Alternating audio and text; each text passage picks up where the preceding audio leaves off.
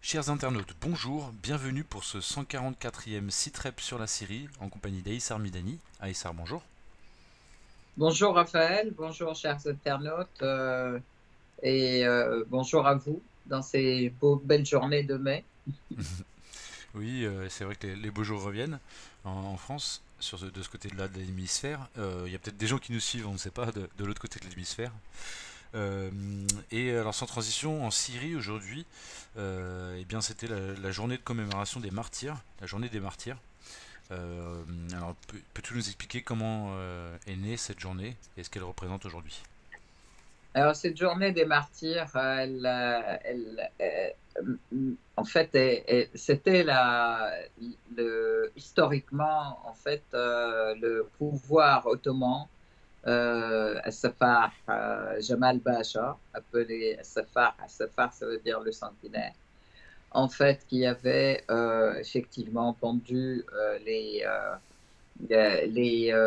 dirigeants, les intellectuels qui dirigeaient la révolution syrienne et libanaise, en fait, contre l'État ottoman.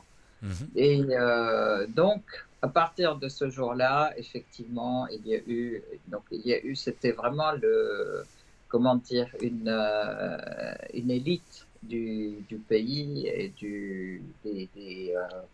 des intellectuels révolutionnaires. Et depuis, on commémore effectivement cette journée comme étant la journée des martyrs.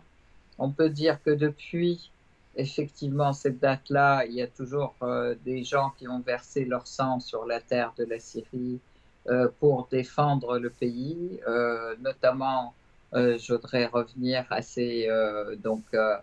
la lutte contre l'occupant israélien, à la lutte contre les terroristes, à la lutte. Donc, ça a toujours été une journée de commémoration de nos martyrs.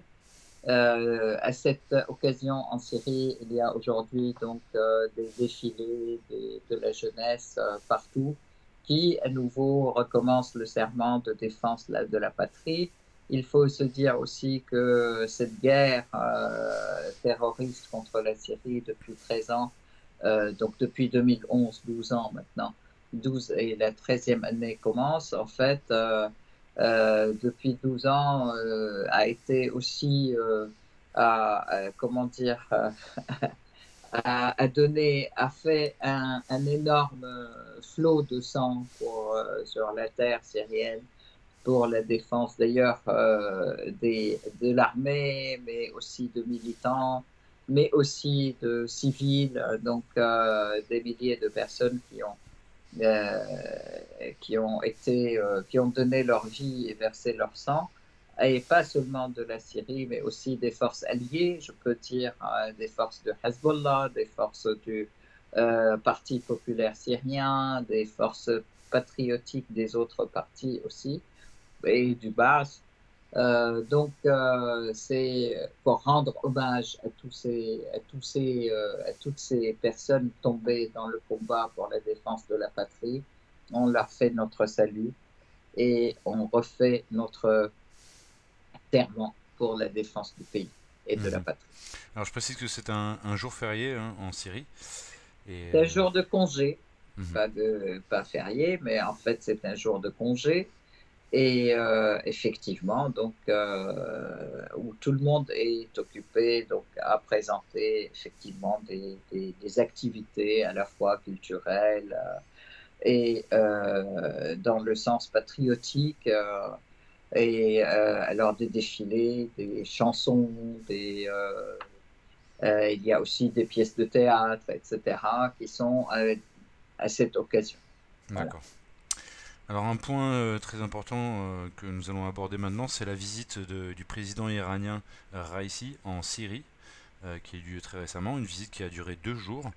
Et donc il y a énormément de choses qui ont été abordées à l'occasion de cette visite. On peut parler en premier peut-être de la lutte commune contre Avant le... d'aborder cette Mhm. question, Oui, Raphaël, bien sûr. si tu me permets, je voudrais aussi faire, puisqu'on est dans les dates, en fait, c'est la date du 6 mai Oui, en Syrie, mais c'est aussi le 8 mai et demain, le 8 mai 45, c'est la libération de la France et c'est aussi donc libération de Paris de l'occupant nazi.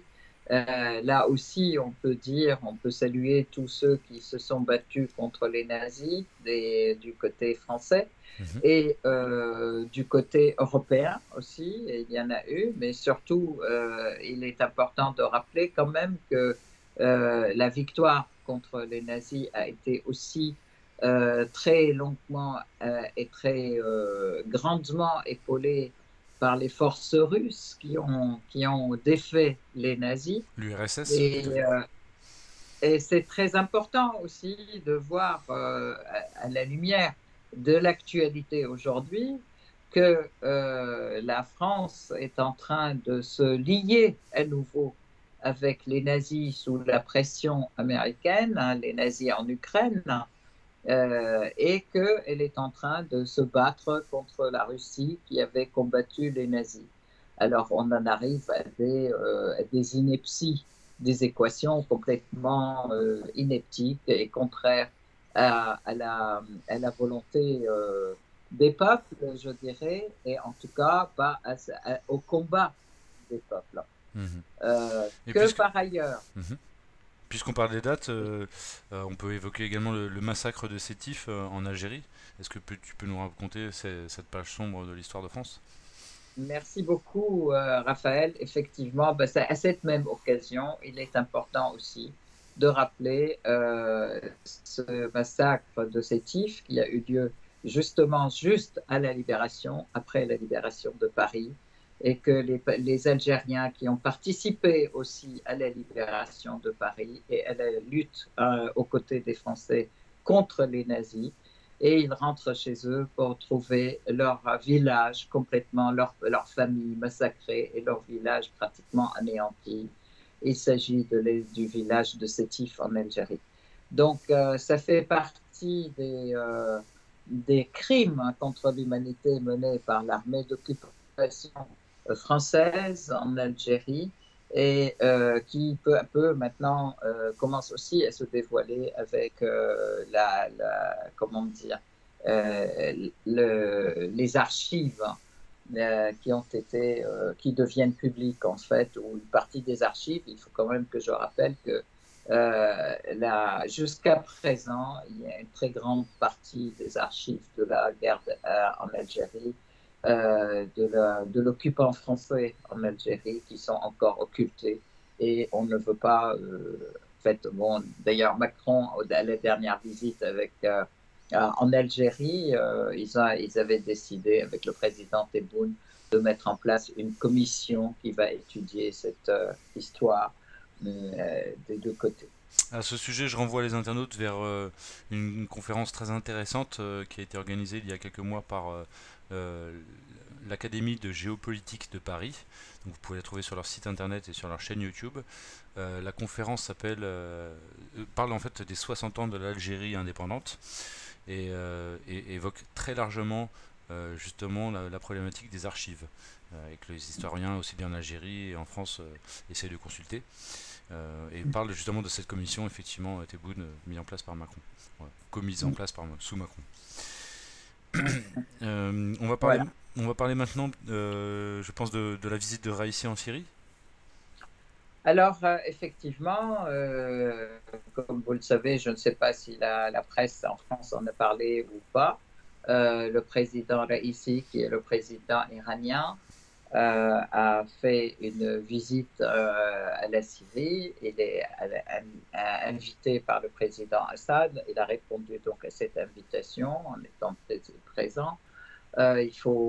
Cette visite revêt une importance primordiale et très importante dans le contexte actuel à la fois de la Syrie et de l'Iran et de l'ensemble des transformations mondiales, je dirais, mais aussi des transformations régionales.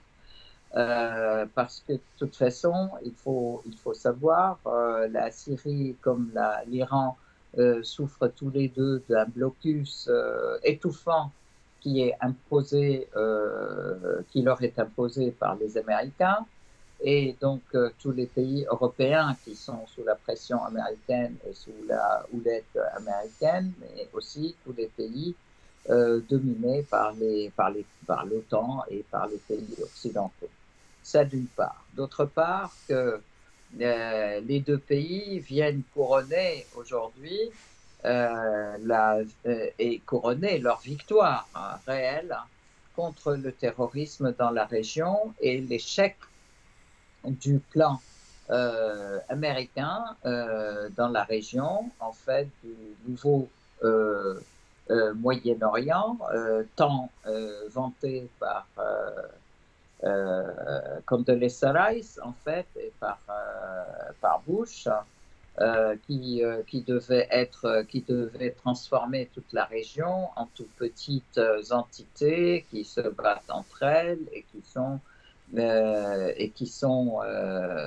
comment dire, qui se battent entre elles et qui sont complètement démunies de souveraineté, d'indépendance et qui permettent aux forces américaines et occidentales de piller leurs richesses. Il faut savoir quand même que à eux deux, en fait, l'Arabie saoudite et l'Iran sont quand même producteurs de presque 70%, peut-être un peu moins, de l'énergie de la planète, en fait. Hein.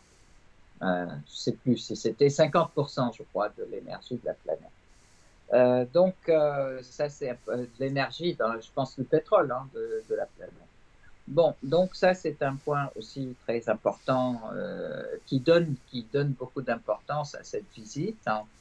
Le troisième aspect de l'importance de cette visite aussi, c'est que C'est elle l'énergie. vient effectivement après 13 ans, donc après 13 ans d'absence, parce que la dernière fois, c'était Ahmadinejad en 2011, en fait, ou 2010, qui était venu en Syrie.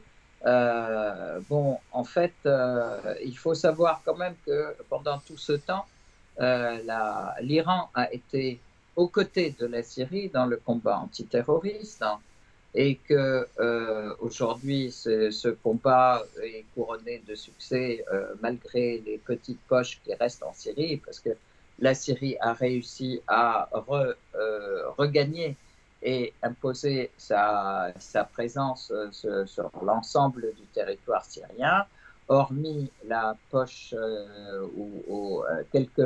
la poche, où je dirais la partie nord-est de la Syrie, de Hasakeh, et le nord de la Syrie et dans le nord-ouest de la Syrie, où sévissent les terroristes encore, mais qui sont soutenus par la Turquie. Et dans le nord-est, hein, la présence américaine, en fait, et turque aussi, par le biais, et qui s'appuie sur des mercenaires de FDS qui ne sont comme je disais toujours, ni syriens ni démocratiques, mais qui sont devenus des mercenaires des Américains, qu'ils arment systématiquement et qui pillent aussi les richesses de la Syrie. Quand même, je rappelle que tous les mois, ou tous les jours, pardon, des centaines, des dizaines de citernes quittent cette région, des citernes américaines quittent cette région en étant remplies du pétrole syrien via la base américaine qui est à Shedadi dans le nord de l'Irak et via la Turquie. Donc, pour les Américains, ça d'une part, que les mêmes pillent aussi le blé syrien et quand ils ne peuvent pas le piller, ils le brûlent. Donc là aussi, un pillage systématique du grain et des céréales syriennes, des produits alimentaires, et voire aussi le coton et les oliviers, etc. Donc Dans le nord-ouest, ce sont les terroristes dirigés par la Turquie. et qui relève de la Turquie, qui continue ce pillage. Mhm. Donc voilà, ça c'est un petit peu pour resituer Le le contexte. paysage Mhm. Donc, et le contexte. donc la visite de Réussi a été l'occasion justement de parler de la présence et la nécessité la présence des forces américaines dans la région et la nécessité qu'ils partent. Et- Effectivement, donc Raisi a affirmé que l'Iran soutient tous les efforts dans le monde, en fait, pour le départ en Syrie et dans le monde, pour qu'il y ait un respect de la souveraineté de l'ensemble des pays, en particulier respect de la souveraineté de la Syrie et de sa souveraineté sur ses ressources, hein, donc contre le pillage et contre la présence américaine, mais aussi contre la présence turque dans la région. Donc il affirme soutenir toutes les positions syriennes dans ce sens et aider la Syrie à se battre pour recouvrer l'intégrité territoriale totale. Mhm. Et il dit clairement que de toute façon, ils sont là momentanément et de toute façon, ils vont, c'est sûr, sûrement quitter. Ils vont sûrement quitter, nous les obligerons à quitter. D'accord. Alors Euh, concernant il a la partie civile de sa visite, il a été question également de reconstruction et d'échanges dans le secteur de l'énergie. Alors de quoi s'agit-il exactement? Parce que je crois qu'il y a eu plus d'une quarantaine de contrats signés, hein, parce qu'il y avait à cette effectivement, occasion, il y a eu une grosse délégation iranienne qui a accompagné le président. effectivement, le président est arrivé avec une grosse délégation, avec une délégation de l'ensemble des ministres de l'énergie, de la construction des routes, de la construction des ponts, de la construction comment Chemin de dire fer, aussi, des chemins de des fer. chemins de fer, tout à fait, donc le ministère des Transports. Et il y a eu rapidement, en fait, des commissions mixtes des deux pays. Il faut dire aussi que ces contacts entre les différents ministères étaient déjà pris d'avance, en fait, parce qu'il y a eu plusieurs congrès de reconstruction de la Syrie qui ont eu lieu, auxquels les Iraniens, aussi bien sur le plan officiel, je dirais, de l'administration iranienne, mais que des entreprises iraniennes, ont aussi participé à ces réunions et à ces échanges entre les ingénieurs et les ministres syriens et les ingénieurs et les ministres iraniens. Mais en fait, jusqu'à présent, le volume d'échange et de construction ne s'est pas vraiment réalisé jusqu'à présent. Escompté n'était pas réalisé jusqu'à présent. Et cette visite vient justement donner un coup d'envoi, un coup de renforcement et un coup d'élargissement de l'ensemble des activités communes Mhm. en Syrie entre les deux pays, mais aussi en affirmant que de toute façon, tout ceci se fait sur la base du respect de l'intégrité et de la souveraineté de chacun des deux pays, sur la base gagnant-gagnant des deux côtés. Donc, ce n'est pas un pays qui exploite l'autre, ce n'est pas un pays qui en tire parti et l'autre non. Donc, c'est toujours sur la base, effectivement, de respect et des relations égalitaires et gagnant-gagnant. Mhm. À ce Alors titre, je voudrais tu me parlais, affirmer, excuse-moi, pendant préparant cette interview, tu me parlais d'une augmentation des échanges commerciaux qui représenterait une valeur de 1 milliard de dollars par an, je crois. aujourd'hui, l'augmentation, elle est de 1 milliard de dollars par an, oui, ce qui paraît dérisoire par rapport aux relations stratégiques importantes comme niveau d'échange, je dirais, Mhm. mais qui paraît dérisoire par rapport à la relation stratégique qui lie la Syrie à l'Iran depuis 40 ans, en fait. Mhm.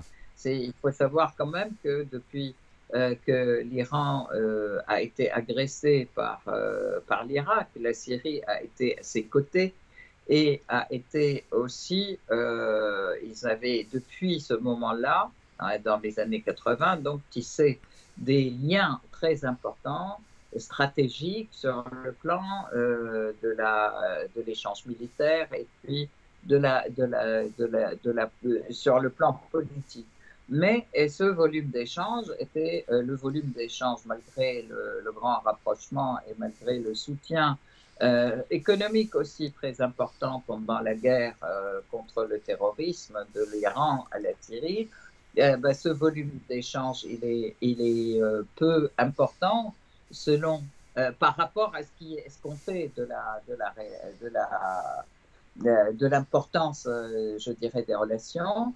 Et là, ils visent effectivement une augmentation à doubler ou tripler ce volume d'échange Alors, dans le cours de l'année et tu, prochaine. et Il tu faut savoir aussi, m'expliquais aussi en vas-y. préparant cet entretien que bah, il y avait au niveau bancaire avait été mis en place un système pour faciliter ces échanges. Alors, est-ce que tu peux nous expliquer en deux mots? Je crois que ça a à voir avec le fait que les deux pays sont déconnectés de SWIFT et des systèmes d'échange Alors, les interbancaires. deux pays, effectivement. Alors, justement, ce qui bloquait l'évolution de cet échange, c'est que les deux pays sont sous embargo américain, sont effectivement bloqués par les Américains ils ne peuvent pas faire d'échanges bancaires, hein.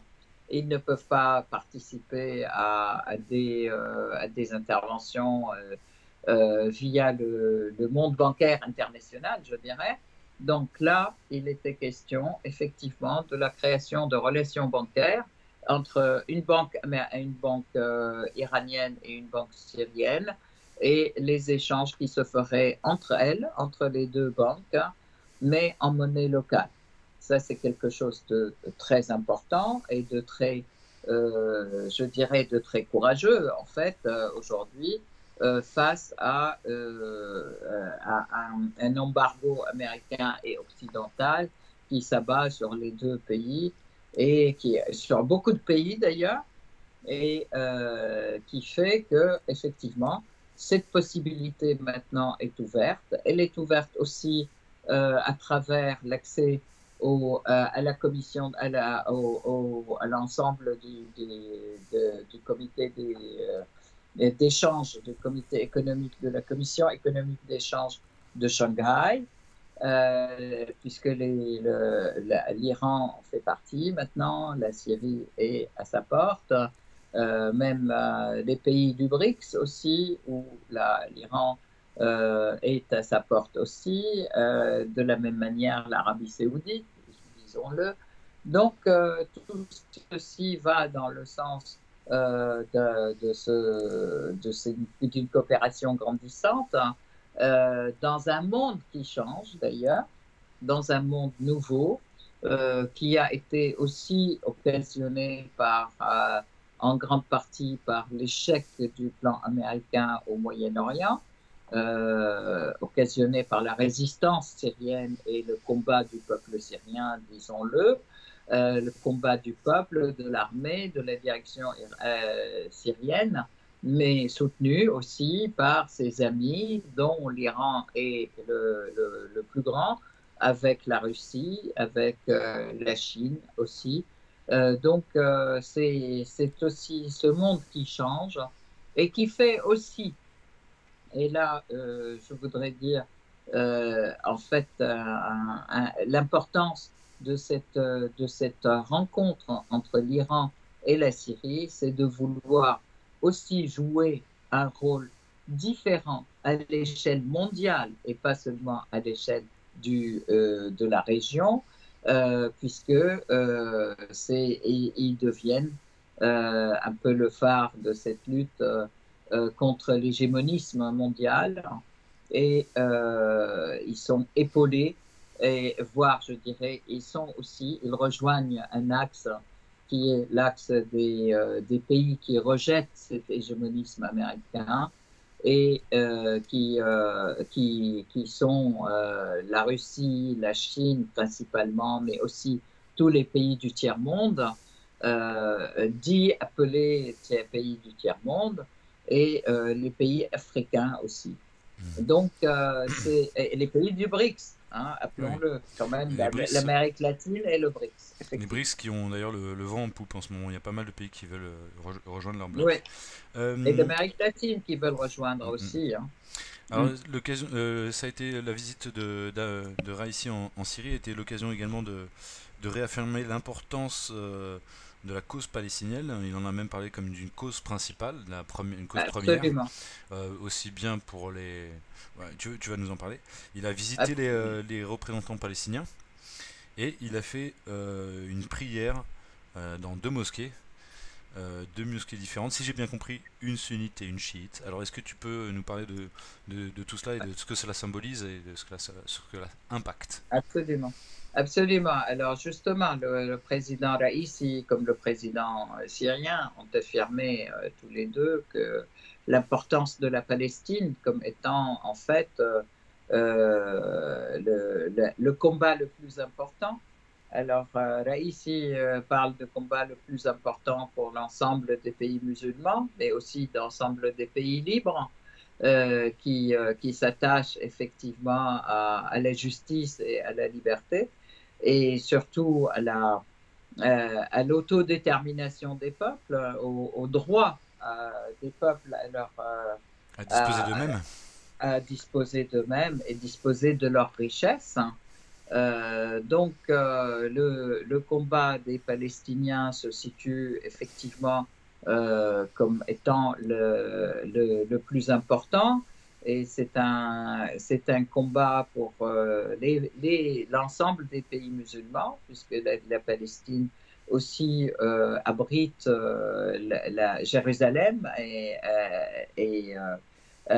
Al-Masjid al-Aqsa, en fait, la mosquée Al-Aqsa, qui est un des sites les plus importants, je dirais, pour les musulmans, pour tous les musulmans du monde, mais aussi l'église de la Nativité, qui est aussi l'église de Bethléem, qui est le site le plus important aussi pour la chrétienté.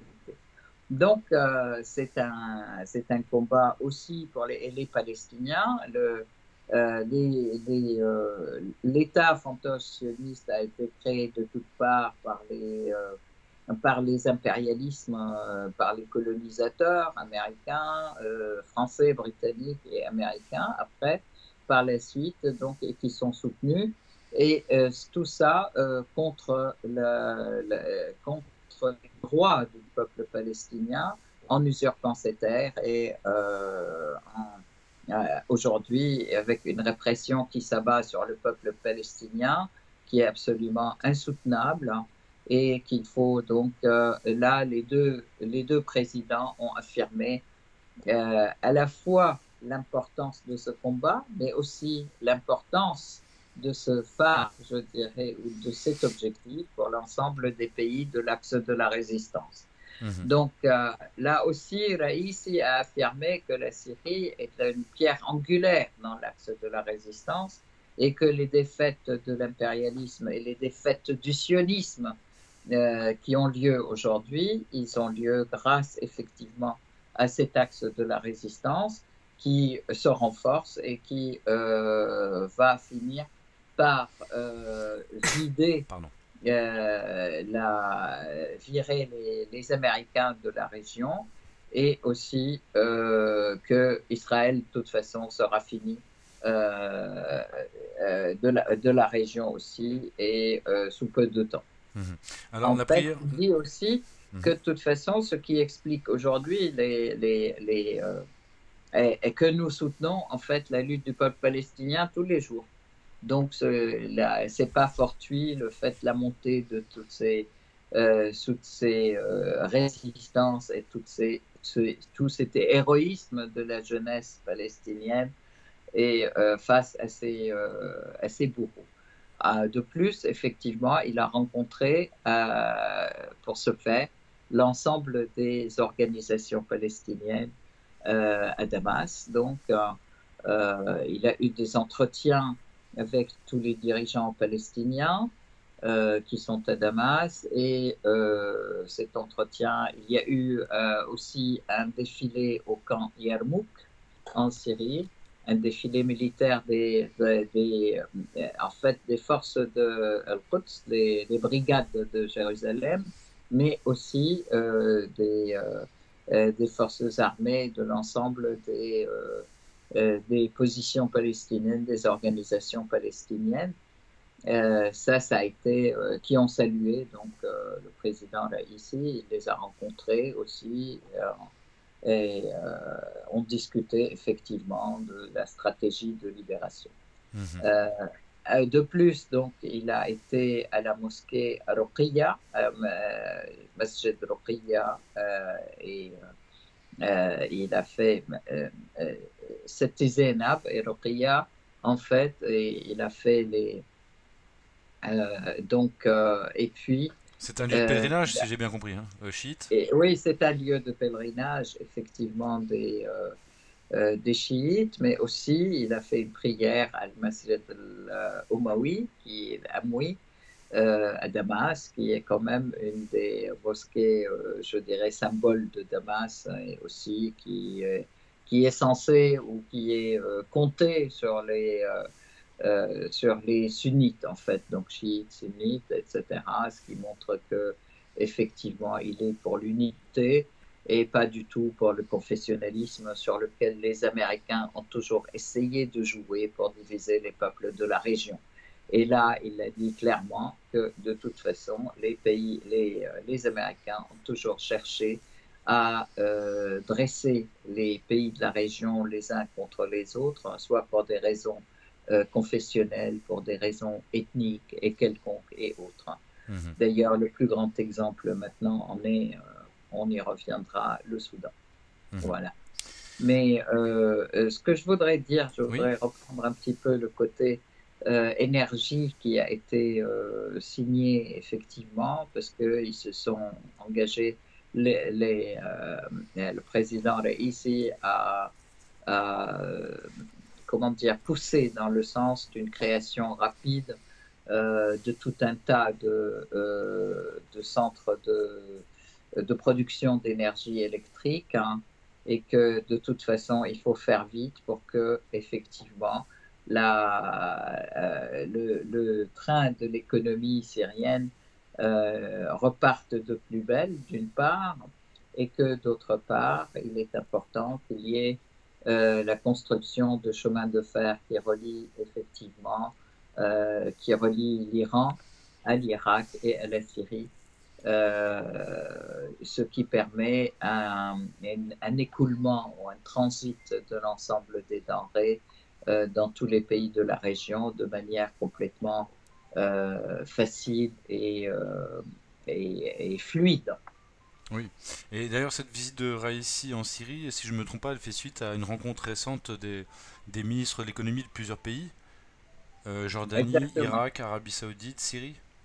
Exactement. Juste avant, il y a eu une rencontre importante entre l'Arabie saoudite, les différents ministres, l'Arabie saoudite, la Jordanie, la Syrie et l'Irak.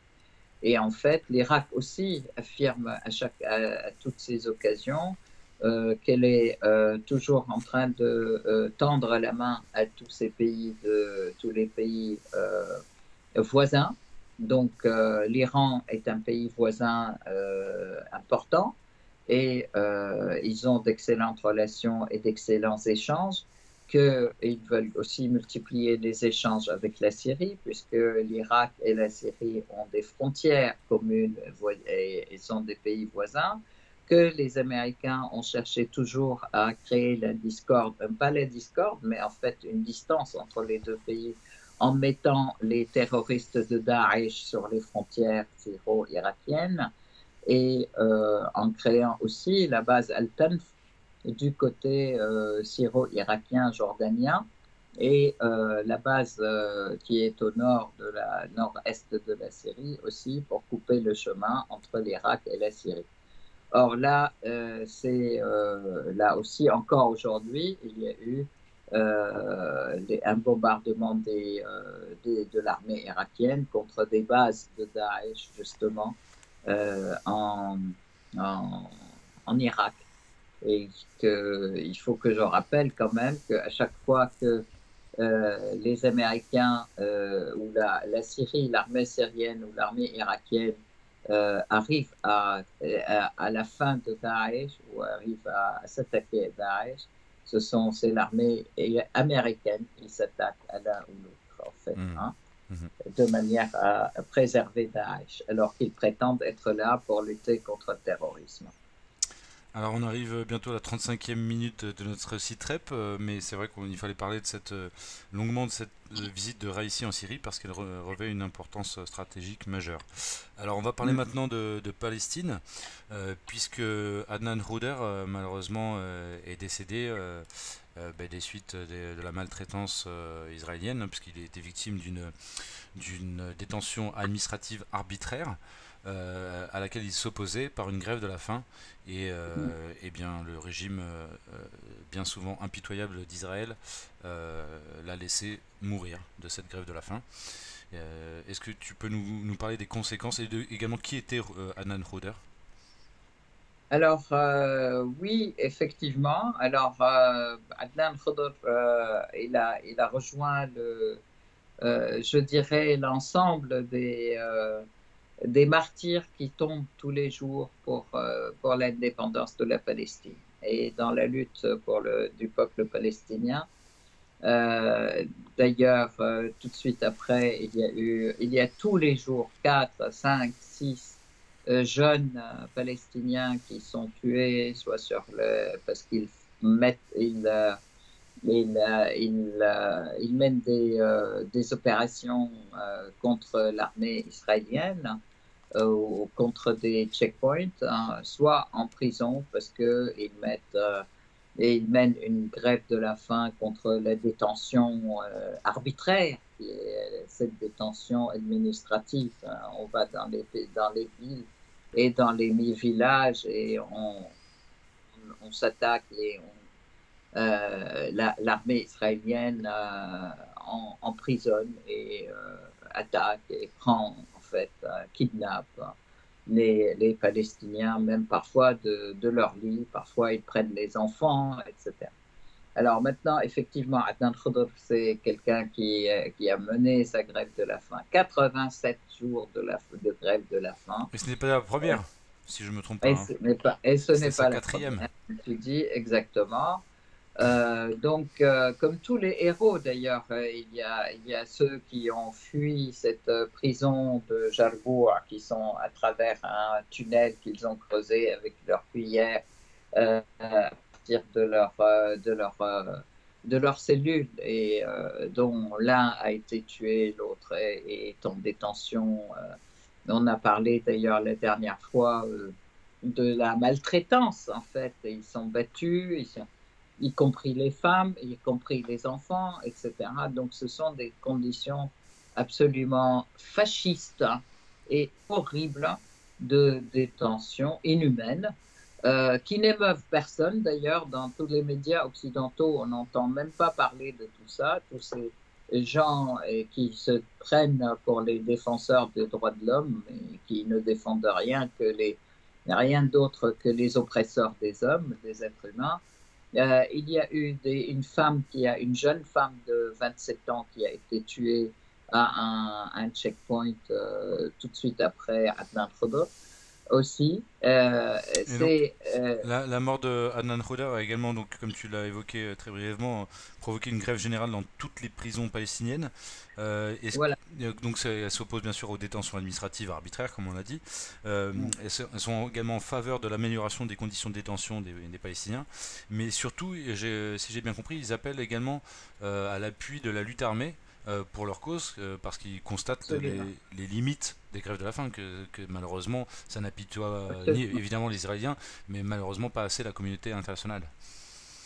Absolument, c'est vrai, c'est très vrai, et que ça, maintenant, en fait, je voudrais quand même dire que Adnan Khodr, c'est quand même un dirigeant du djihad islamique, hein. C'est un dirigeant de la résistance, hein. Et dirigeant de la jeunesse, en fait, dans la résistance. Et donc, c'est quelqu'un, il a 45 ans. C'est un père de Euh, famille. oui, c'est un père de famille. Bon, et c'est quelque chose d'assez fou, effectivement. Et puis maintenant, effectivement, dans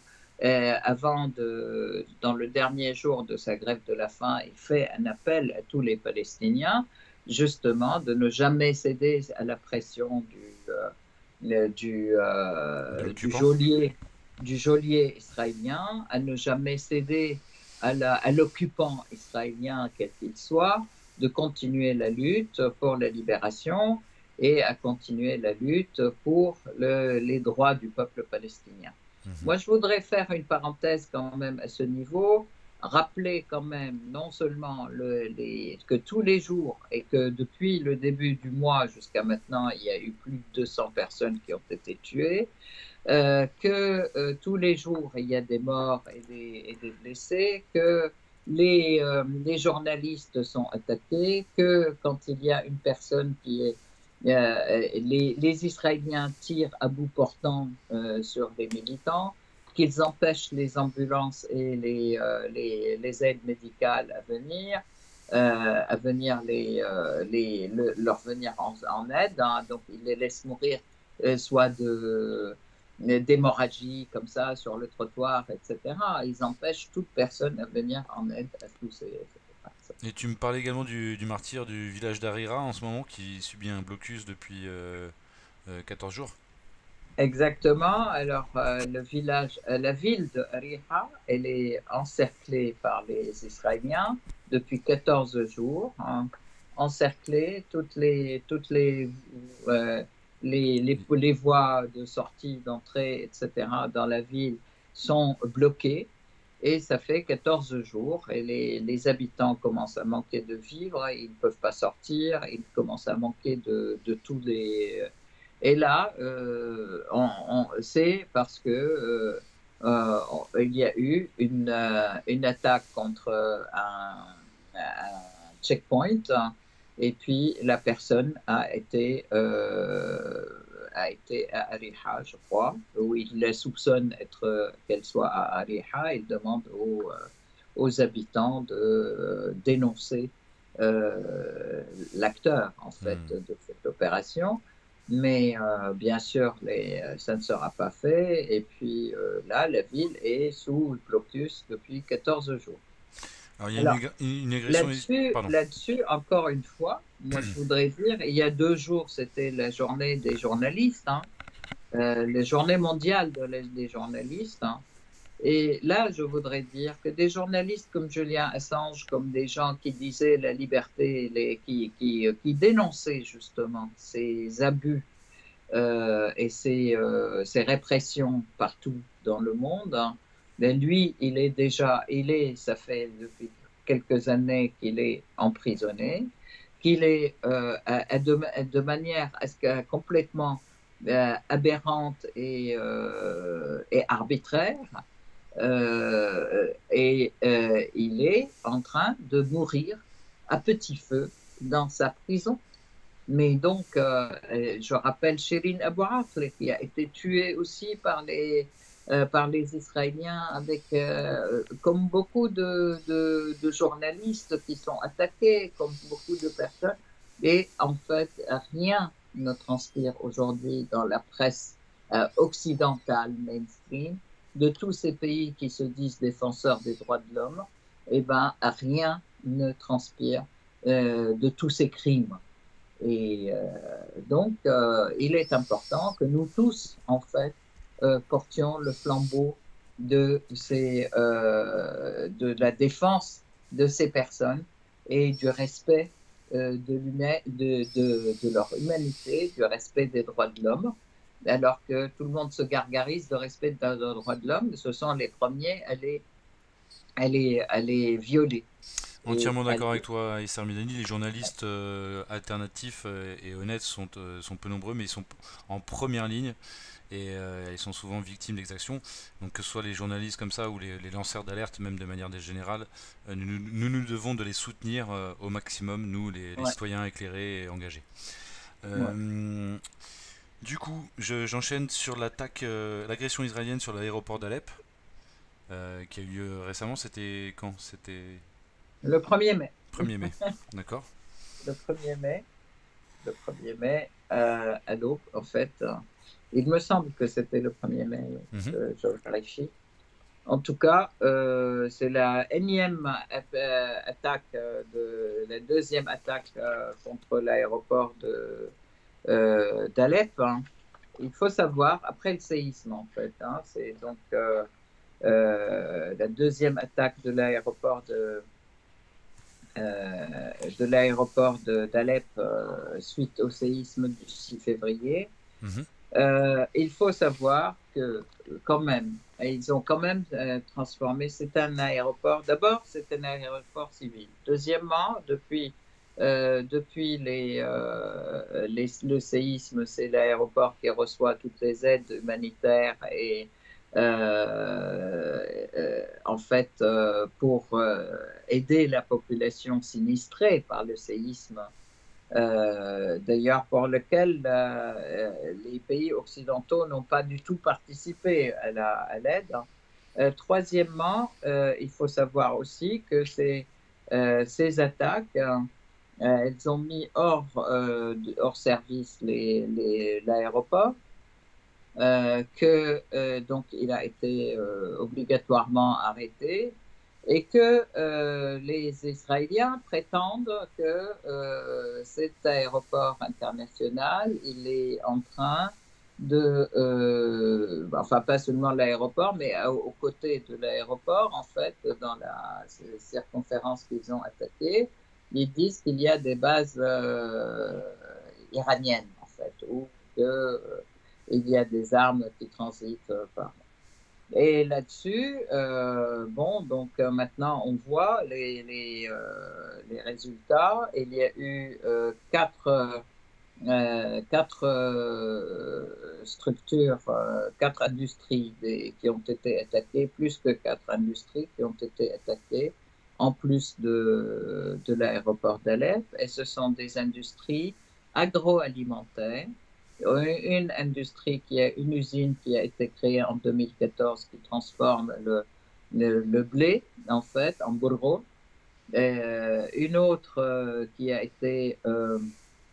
une autre qui fabrique comment dire, qui était pour dans la partie Neirab, qui était pour la fabrication d'engrais. Mhm. Une troisième pour le stockage des matières, des céréales. Et aujourd'hui, elle servait aujourd'hui comment dire, à stocker les céréales pour Mhm. pouvoir les sortir après. Enfin, c'est la saison maintenant. Là, on va vers la saison de l'été, donc c'est aussi fait pour les moissons, les céréales qui sont récoltées et moissonnées pour qu'elles soient conservées pour que la population puisse être alimentée dans l'hiver qui vient. Mhm. Donc, en fait, tout ceci, ce sont que des moyens alimentaires de subsistance du peuple syrien qui lui permettent effectivement de tenir face par rapport à cette guerre, hein. Mhm. Et qui sont alors des vrais crimes contre l'humanité, puisque ils s'attaquent vraiment ils veulent affamer la population et empêcher tous les moyens de vie et de survie de la population syrienne. Mhm. Et il est clair que c'est sous l'ordre américain que les Israéliens agissent et que il est clair aussi, et c'est très juste, hein, que lorsque Raisi et le président Assad affirment tous les deux que de toute façon nous continuerons à nous battre pour résister et qu'il faut mettre dehors l'occupant américain et israélien, comment dire, ces sbires israéliens, et que de toute façon, c'est une condition de survie et de vie du peuple syrien, et c'est une condition de stabilité et de développement, parce que si tant qu'ils continuent à détruire tout ce qui est construit, eh ben, la Syrie ne se construira pas. Mhm. Ça, Alors, c'est... il nous reste Ouais. une dizaine de minutes à passer ensemble. Mhm. Je te propose qu'on parle maintenant du retour de la Ligue arabe à la Syrie. Enfin, certains disent le retour de la Syrie à la Ligue arabe, mais Ouais. comme la Syrie est membre fondatrice, n'a pas souhaité Mhm. quitter la Ligue arabe, effectivement, il est plus juste de dire le retour de la Ligue arabe à la Syrie. Alors, Alors, effectivement, on voit effectivement une activité. Alors, je voudrais quand même dire deux mots quand même de l'importance d'un point qui a été évoqué et qu'un point important aussi par ici avec le président Assad, mhm, c'est les rapports avec la Turquie. oui, Parce que, en fait, la Turquie est un pays aussi de la région, est mhm, un pays ami aussi de l'Iran. Il fait partie de Astana, en fait, de toutes les réunions Astana, mhm, que tout le monde a aussi signé et a admis la nécessité comment dire, de la souveraineté totale de la Syrie et de la nécessité que l'autorité syrienne retourne sur tous les États, sur tous les lieux syriens, tous les territoires occupés par les forces étrangères. Or, la Turquie occupe une bonne partie de la Syrie, dans le nord de la Syrie, et en fait,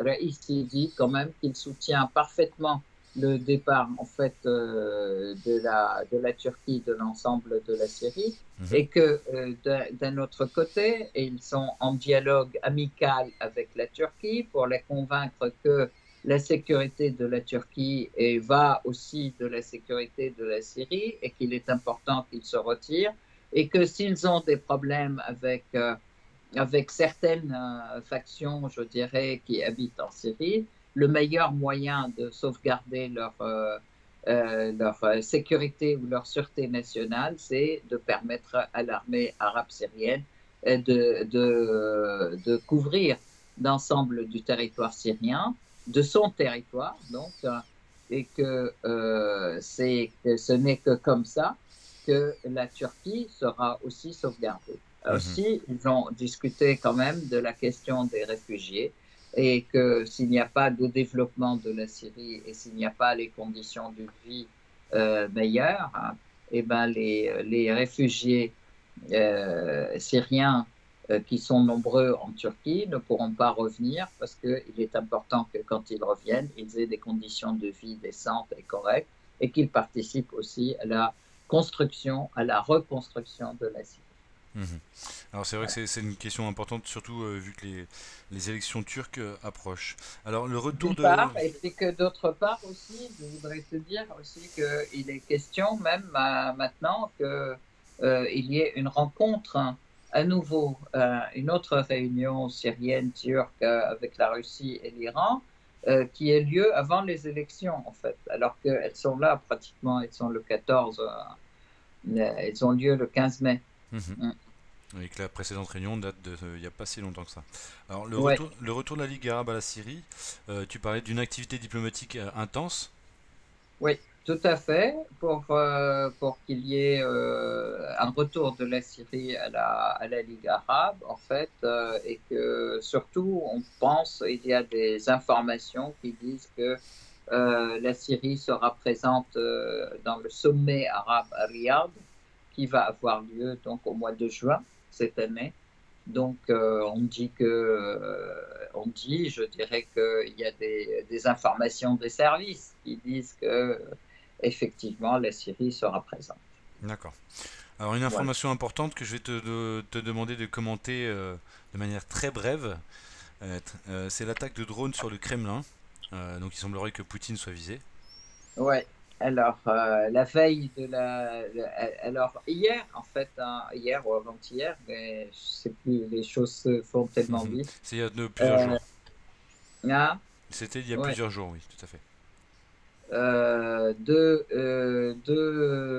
Deux drones ont attaqué l'habitat du président Poutine au Kremlin. Et bon, elles ont été bien sûr descendues par les défenses russes, hein. Bien sûr, c'est quelque chose qui a été, dont Zelensky a été accusé, puisque et ça a provoqué aussi des déclarations du style, effectivement,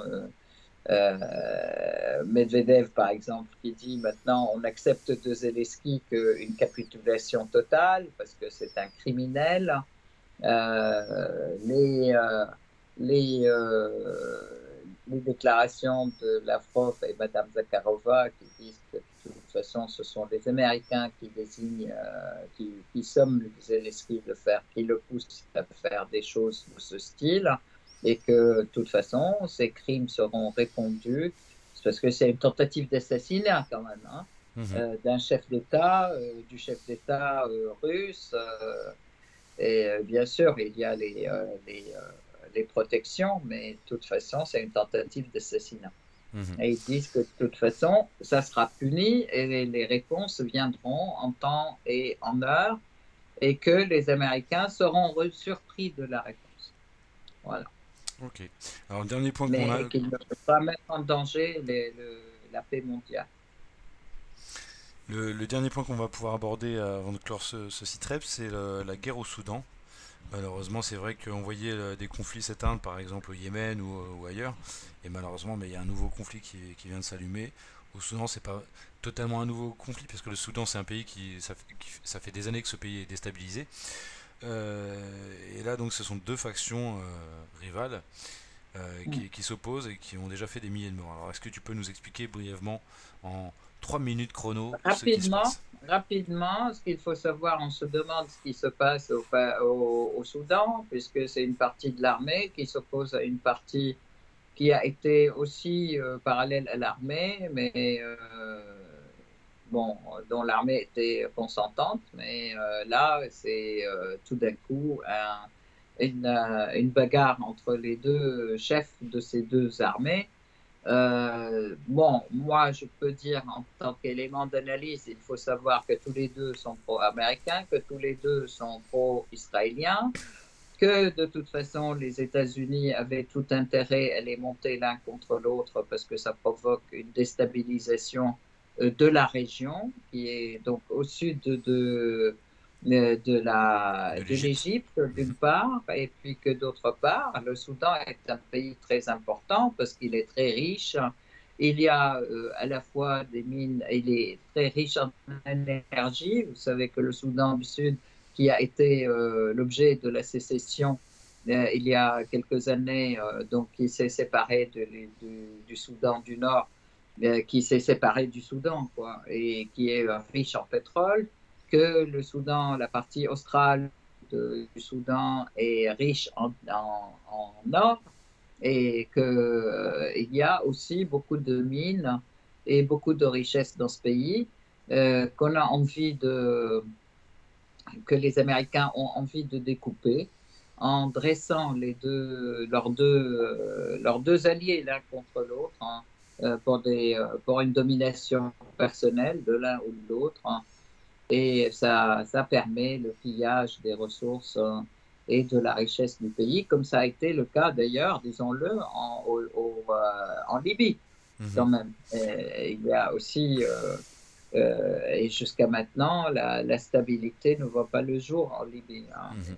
et Et alors, des factions qui sont soutenues par il y a eu des les uns tentatives et les de, autres. pardon, il y a eu des tentatives de cesser le feu menées, je crois, menées notamment en Arabie Saoudite, si je me trompe pas, ou... Oui, oui, oui, des tentatives de dialogue, effectivement, pour arrêter les fusions de sang, mais d'un autre côté, on voit quand même bizarrement, soi-disant la paix ou l'accord de cessez-le-feu ne tient pas. À chaque fois qu'on en fait un, il est tout de suite violé par l'un ou l'autre, 3-4 heures plus tard. Par contre, il a tenu 4 jours, le temps que les Américains puissent sortir leurs ressortissants. Là, ça a tenu. Il n'y a pas eu de violation. Donc, vraiment, oui, bon, bah, on voit quand même que la population civile est vraiment très mal, que ces deux et leurs sbires ne répugnent pas à tirer avec des armes lourdes en pleine ville, que des hôpitaux ont été à hors d'état d'usage, des écoles, des stocks, des lieux de stockage de matières premières, etc., et de matières alimentaires. Le pays commence à manquer de tout. Au bout de 2 semaines, en fait, au bout de quelques jours, parce que en plus, il y a des milliers de blessés et des centaines de morts. Et ça se passe en pleine ville. Les gens ne peuvent pas sortir de chez eux. C'est complètement criminel, je dirais. Et ça continue, malheureusement. Mhm. Et ils affirment, tout le monde, tous affirment, y compris les Américains, affirment que ça va durer longtemps. Alors, quand Mhm. ils commencent à affirmer ça, ça veut dire qu'ils sont derrière le fait que ça va durer longtemps aussi. Il faut savoir lire entre les lignes, quoi. Eh bien, Aïssar Midani, merci beaucoup pour toutes ces informations et pour toutes les analyses que tu nous as livrées aujourd'hui. J'en profite pour signaler le livre de Charles Onana qui est sorti aux éditions L'Artilleur qui s'intitule Holocauste au Congo, un pays africain qui est également un pays martyr depuis de plusieurs décennies, de par sa richesse en ressources qui aiguise les appétits de nombreux industriels. Et on peut aussi dire la déstabilisation de ce pays par les forces anglo-saxonnes qui sont d'ailleurs passées par le Rwanda pour y parvenir. C'est toujours l'idée on passe par un pays frontalier pour déstabiliser un autre pays plus gros. C'est ce qui se passe en Ukraine, c'est ce qui se passe peut-être au Soudan pour l'Égypte, et en tout cas c'est ce qui s'est passé pour le Congo. Voilà, Aïssar Midani, merci beaucoup. Je salue également tous les internautes. Merci également pour votre fidélité et votre bienveillance. Merci à tous et merci beaucoup à toi, Raphaël, et merci à tous les internautes qui nous suivent. N'oubliez pas de vous abonner à notre canal, comme ça vous aurez tous les sites web. Merci, Merci beaucoup, au revoir à et à la bientôt. prochaine. Au revoir.